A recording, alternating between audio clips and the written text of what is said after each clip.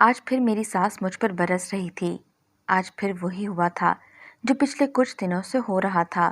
آٹا ڈھیلا ہو گیا اور میرا 14 سالہ دیور سامنے ہی کھڑا تھا۔ میں سوچ بھی نہیں سکتی تھی کہ معصوم چہرے کے پیچھے اتنی بڑی مکار حقیقت چھپی ہو سکتی ہے۔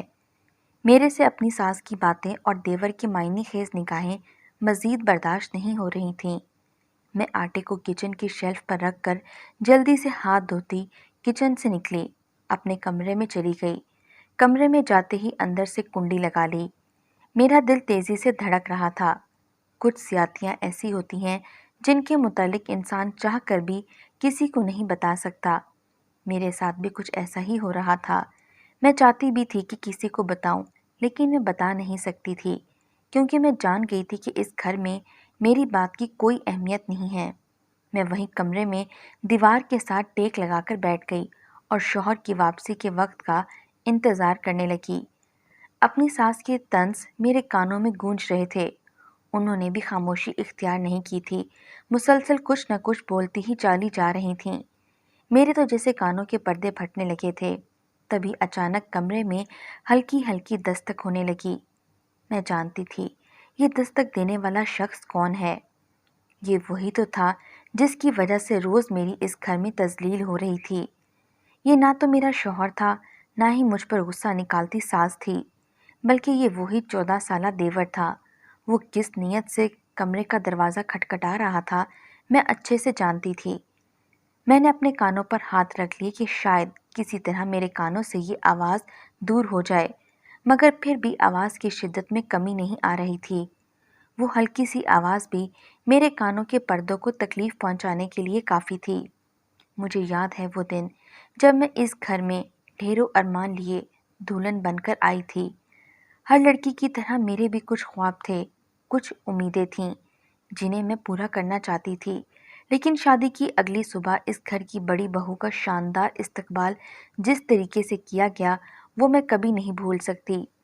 میں اس وقت اپنی ڈریسنگ ٹیبل کے سامنے کھڑی بال بنا رہی تھی جب اچانک میری ساس روتی ہوئی حیران پریشان عالم میں کمرے میں داخل ہوئیں اور کہنے لگیں کہ وہ آ گیا ہے۔ میں پریشان ہو گئی کہ کون آ گیا ہے۔ یہ کہہ کر وہ اسی وقت پیچھے مڑ گئیں۔ ان کی پریشانی کو دیکھتے ہوئے میں نے بھی جلدی سے اپنے بال بنائے سر پر دوپٹہ لے کر باہر آ گئی۔ میرا شوہر غصے میں آگ بگولا ہو رہا تھا۔ مجھے سمجھ میں نہیں آ رہی تھی کہ آخر یہ سب کیا چل رہا ہے۔ تبھی میری نظر گھر کے دروازے پر پڑی، جہاں میری ساس کے سامنے کوئی عمر رسیدہ آدمی ہاتھ جوڑے کھڑا تھا۔ اس شخص کی ہلکی داڑھی تھی اور اس کی آنکھوں سے آنسو ٹپک رہے تھے۔ نہ جانے وہ کون تھا اور یہاں کیا کر رہا تھا۔ میں تو اس کی آخری کہی بات بھی ٹھیک سے نہیں سن پائی۔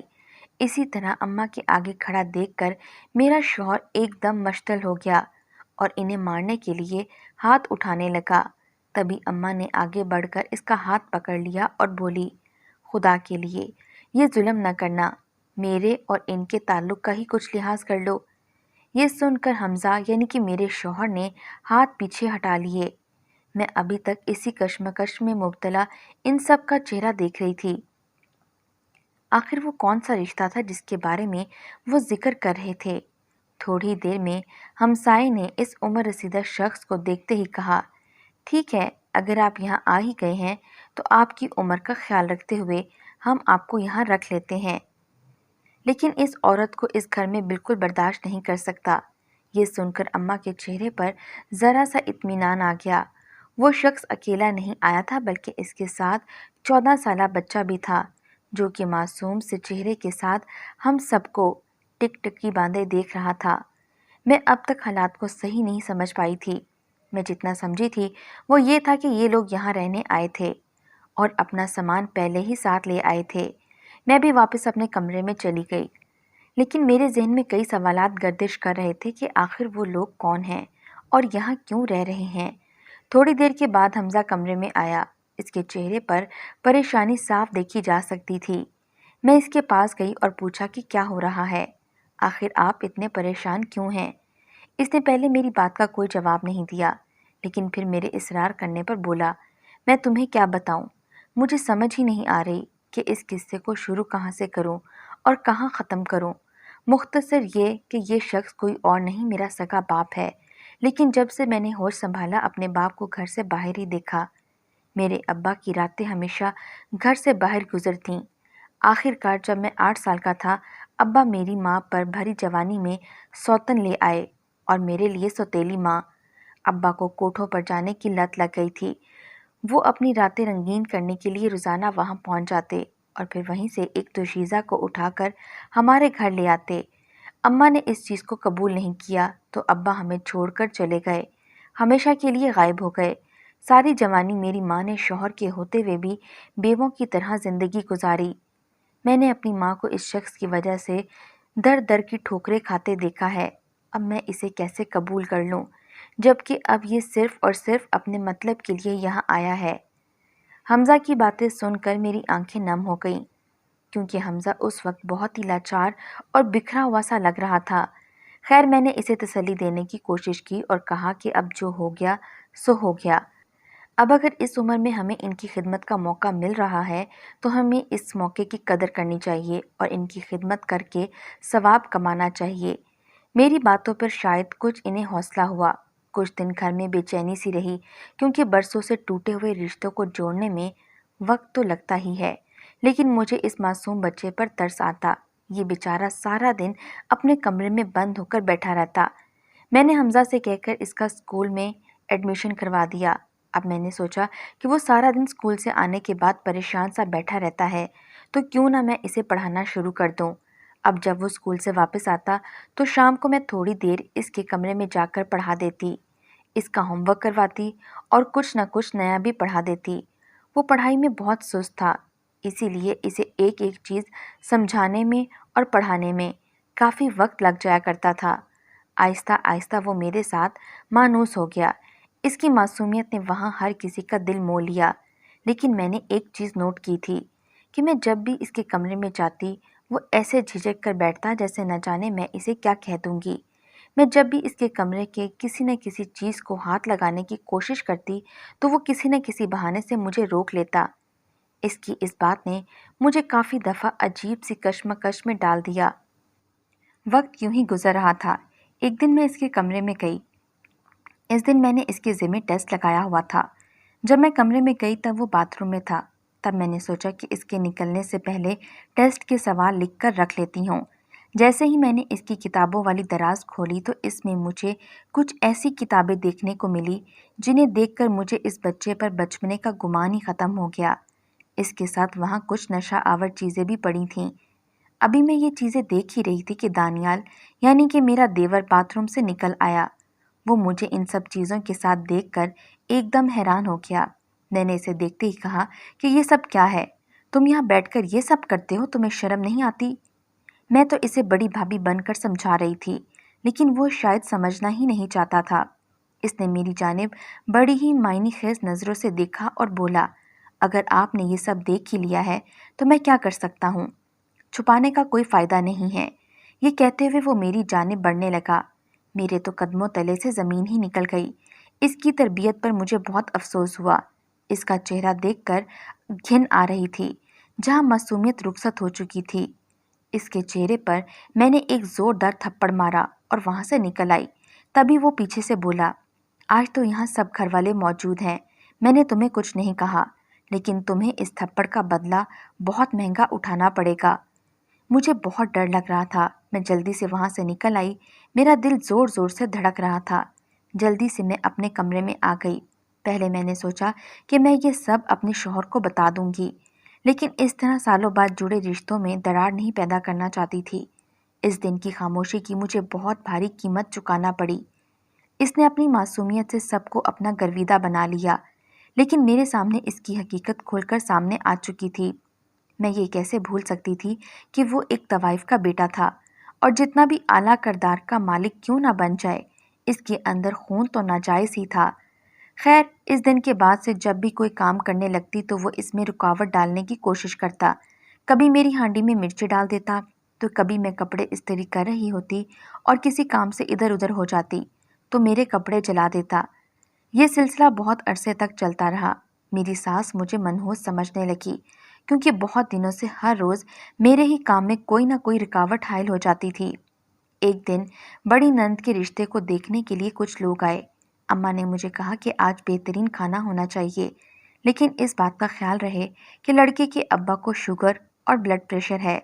ان کے لیے کھانا احتیاطی ضرور بنانا، بہتر ہے کہ الگ سالن روٹی بنا دینا۔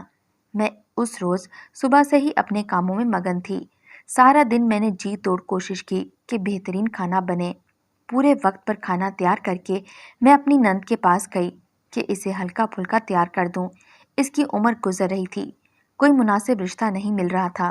خیر وہ لوگ آ گئے۔ اللہ کا ایسا کرم ہوا کہ انہیں ہماری نازیہ بھی پسند آ گئی۔ کھانے کا وقت آ گیا، سب بہت خوش تھے۔ میں نے بڑی ہی خوبصورتی سے کھانا میز پر لگا دیا، خود کچن میں چلی گئی۔ ابھی وہاں مجھے آئے ہوئے تھوڑی ہی دیر گزری تھی کہ باہر سے مجھے آوازیں آنے شروع ہوئیں، جیسے کوئی لڑ رہا ہو۔ میں جلدی جلدی باہر گئی تو میں نے دیکھا نازیہ کے ہونے والے سسر اس بات پر بحث کر رہے تھے کہ آٹے میں نمک شدید ہے۔ اگر آج ہم اس بات کا خیال نہیں رکھ سکتے تو آگے کیا کریں گے؟ ہمیں اس گھر میں رشتہ ہی نہیں کرنا، جہاں ہمارے بار بار بتانے پر بھی ہماری اتنی سی بات کی قدر نہیں کی گئی۔ اماں ان لوگوں کے آگے ہاتھ جوڑ رہی تھیں کہ خدا کے لیے یہ ظلم نہ کریں۔ نازیہ کے ابا یعنی میرے سسر بھی انہیں سمجھانے لگے، لیکن ان لوگوں نے کسی کی ایک نہ سنی اور اس رشتے کو لات مارتے ہوئے وہاں سے چلے گئے۔ وہ دن تو کسی قیامت سے کم نہیں تھا۔ اماں مجھے بری طرح سے پیٹنے لگیں، سب مجھے لان تان کر رہے تھے کہ میری وجہ سے ان کی بیٹی کا رشتہ نہیں ہو پایا۔ میری سمجھ سے باہر تھا کہ ایسا کیسے ہو سکتا ہے۔ میں نے کھانے کو چیک کر کے بالکل ٹھیک پکایا تھا۔ تب میرے سامنے میری نظر اپنے دیور پر پڑی، جو ہمیشہ کی طرح بری نظروں سے دیکھ رہا تھا۔ تب مجھے یقین ہو گیا کہ یہ سب کچھ اس کا ہی کیا دھرا ہے۔ اب میں نے سوچ لیا کہ پانی سر سے اوپر گزر چکا ہے، حمزہ کو مجھے سب بتانا ہی پڑے گا۔ حمزہ بھی ان سب حالات کی وجہ سے مجھ سے شدید ناراض تھے۔ اماں میری شکل تک نہیں دیکھنا چاہتی تھی، اس لیے پورا دن اپنے کمرے میں رہی۔ جیسے ہی حمزہ رات کو کمرے میں آئے، میں ان کے پاس جا کر بیٹھی۔ ان سے کہا، آج میں آپ سے ایک بات کرنا چاہتی ہوں، لیکن اس بات کو سننے کے بعد آپ مجھ سے وعدہ کریں کہ آپ خفا نہیں ہوں گے۔ وہ میری جانب دیکھے بغیر بولے، دیکھو رانیہ، اب کچھ کہنے اور سننے کو نہیں باقی رہا۔ آج جو ہوا بالکل اچھا نہیں ہوا۔ مجھے سب کی کم از کم تم سے امید نہیں تھی۔ تب میں نے کہا کہ یہ سب کچھ میں نے نہیں کیا۔ وہ سوالیہ نظروں سے مجھے دیکھنے لگے اور کہنے لگے، کیا چاہتی ہو تم؟ اگر تم نے یہ سب نہیں کیا تو پھر کس نے کیا ہے؟ تب میں نے اس کی طرف دیکھا اور ہمت جٹا کر بولی کہ یہ سب کچھ دانیال نے کیا ہے۔ میری بات پر وہ طیش میں آ گیا اور کہنے لگا، یہ صحیح طریقہ ہے، اپنا سر بچانے کے لیے دوسروں پر الزام لگا دو۔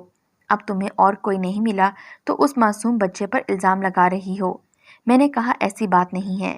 پھر میں منت بھرے لہجے میں بات کر رہی تھی، مگر وہ تو میری کوئی بات سننے کو تیار ہی نہیں تھے۔ میں نے انہیں شروع سے لے کر اب تک کی ساری رودات سنا دی، لیکن اس نے سب کچھ سننے کے بعد بھی مجھے بری طرح جھڑک دیا اور کہا کہ تمہیں شرم نہیں آتی؟ تم ایک چھوٹے سے بچے کے متعلق اس طرح کی باتیں کر رہی ہو۔ اس کی آنکھوں میں میرے لیے شدید غصہ نفرت تھا۔ انہوں نے میری جانب حقارت بھری نظریں ڈالی اور کہا، اس وقت مجھے اس سے زیادہ تمہارے کردار پر شک ہو رہا ہے۔ وہ کچھ کہتے کہتے رک گئے اور وہاں سے اٹھ کر چلے گئے۔ میں جہاں بیٹھی تھی وہیں بیٹھی رہ گئی۔ مجھے یقین نہیں آ رہا تھا کہ ایسا بھی کچھ ہو سکتا ہے۔ میرا شوہر جو میرے ساتھ محبت کی شادی کر کے مجھے یہاں پر لایا تھا، مجھ پر الٹا اتنا گھناؤنا الزام لگا رہا تھا۔ وہ ساری رات مجھ پر کسی قیامت کی طرح گزری۔ اب گھر میں سبھی مجھ سے دور رہنے لگے۔ کئی بار میرا دل چاہا کہ میں بھی یہاں سے دور چلی جاؤں، لیکن سوچتی کہ اگر میں یہاں سے چلی گئی تو ہر کوئی یہی سمجھے گا کہ قصوروار میں ہی تھی۔ سو یہاں سے جانے میں میری کسی طور پر بھی بھلائی نہیں تھی۔ یہ سوچ کر میں نے اس گھر سے نکلنے کا ارادہ ترک کر دیا، لیکن دانیال کی نظریں ابھی مجھے زہر لگتی تھیں۔ وہ اب بھی مجھے انہی نظروں سے دیکھتا۔ 2-4 دن بعد جب میں آٹا گوندنے بیٹھی تو وہ سامنے آ کر کھڑا ہو گیا، مسلسل میری طرف دیکھتا رہا۔ اس کی نظریں عجیب سی تھیں۔ میں عجیب سی کیفیت میں مبتلا ہو گئی۔ وہ مجھے تنگ کرنا چاہتا تھا، میرا اس طرف دھیان ہی نہیں گیا کہ اچانک آٹے میں پانی زیادہ مل گیا اور آٹا ڈھیلا ہو گیا۔ اس سے پہلے کہ میں اس میں خشک آٹا مکس کرتی، اوپر سے میری سانس آ گئی اور مجھے بری طرح سے جھڑکنے لگیں۔ میں اس بچے کی اصلیت آپ سب کے سامنے لانا چاہتی تھی، لیکن سب کچھ الٹ ہو رہا تھا۔ میں اپنے کمرے میں بیٹھی تھی اور وہ باہر سے دروازہ بجا رہا تھا۔ ایسا پہلے بھی کئی بار ہو چکا تھا، اس لیے میں اس کے دروازہ کھٹکھٹانے کے انداز سے بخوبی واقف تھی۔ تھوڑی ہی دیر میں وہ واپس مڑ گیا۔ اس رات حمزہ کو کسی کام سے دوسرے شہر جانا تھا۔ مجھے تسلی نہیں تھی کہ وہ رات کو واپس آئے گا یا وہیں رہے گا۔ رات کے 11 بجے سب اپنے اپنے کمروں میں چلے گئے۔ میں بھی حسب معمول اپنے کمرے میں آ گئی۔ دروازے کو اندر سے کنڈی نہیں لگائی کیونکہ مجھے تھا کہ شاید حمزہ آ جائے گا۔ وہ کبھی اس طرح باہر نہیں رہتا تھا، چاہے آدھی رات ہی کیوں نہ ہو، گھر ضرور آتا تھا۔ میں گہری نیند سو گئی تھی جب اچانک میرے کمرے کی لائٹ آن ہوئی۔ میں ڈر کر اٹھ بیٹھی۔ جیسے ہی میری نظر اپنی پہلو پر پڑی تو وہاں دانیال ڈرا ہوا بیٹھا تھا، سامنے حمزہ کھڑا تھا۔ میں نہیں جانتی تھی کہ دانیال یہاں کیسے آیا اور حمزہ نے کیا منظر دیکھا، لیکن اس کے بعد میرا تو دل ہی دہل گیا۔ حمزہ نے دانیال کو بیڈ سے گھسیٹ کر نیچے اتارا اور اسے بری طرح سے پیٹنے لگا۔ میں نے کوشش کی کہ اسے چھڑوا سکوں، لیکن حمزہ نے میری ایک نہ سنی اور اسے مارتا رہا۔ شور سن کر سب گھر والے اکٹھے ہو گئے۔ ابا اور اماں نے آگے بڑھ کر دانیال کو چھڑوا لیا۔ تب حمزہ نے کہا کہ آپ لوگ میری بیوی کو ہی قصوروار کہتے ہیں۔ آج میں نے اپنی آنکھوں سے دیکھ لیا ہے کہ قصوروار کون ہے۔ دانیال کو میں نے اپنی آنکھوں سے چھپ کر اس کمرے میں آتے اور بیڈ پر بیٹھتے دیکھا ہے۔ یہ لڑکا اس لائق ہی نہیں ہے کہ اسے اس گھر میں رکھا جائے۔ ایک مرتبہ پھر غصے میں آ کر وہ دانیال کو مارنے کے لیے آگے بڑھا کہ میں نے اس کا ہاتھ روک لیا۔ سب لوگ پریشان ہو گئے اور گھبرا گئے۔ دانیال نظریں جھکائے کھڑا تھا۔ شاید اسے اپنی غلطی کا احساس ہو گیا یا پھر کیا چکر تھا کہ وہ یوں ڈرا ہوا کھڑا تھا۔ کمرے کی تلاشی لی گئی تو وہاں سے وہ سب کچھ نکلا جو میں نے حمزہ کو بتایا تھا، مگر اس نے یقین نہیں کیا۔ اگلی صبح حمزہ نے یہ فیصلہ کیا کہ دانیال کو کسی بورڈنگ اسکول میں داخل کروا دیں۔ اس دن اس نے دانیال کے داخلے کا بھی بندوبست کر دیا۔ چند دن دانیال گھر میں کڑی نگرانی میں رہا، پھر اسے ہاسٹل بھیج دیا گیا۔ اماں اور حمزہ اپنے کیے پر بے حد شرمندہ تھے۔ ان دونوں نے مجھ سے معافی مانگ لی۔ میں نے انہیں معاف بھی کر دیا کیونکہ میں جانتی تھی اگر ان کی جگہ میں ہوتی تو میرا بھی یہی رد عمل ہوتا۔ اللہ کا شکر ہے کہ سب ٹھیک ہو گیا، لیکن میری آپ سے گزارش ہے اگر کوئی مصیبت کا مارا آپ کو کچھ بتائے تو اس کی بات پر ایک مرتبہ تحقیق ضرور کیا کریں۔ اپنے ارد گرد نظر رکھیں کہ نہ جانے کب کسی معصوم اور فرشتہ صفت انسان کے پیچھے بہت بڑا شیطان چھپا بیٹھا ہو۔ میری دعا ہے اللہ ہر ماں بیٹی اور بہن کی عزت اپنی حفظ و ایمان میں رکھے، آمین۔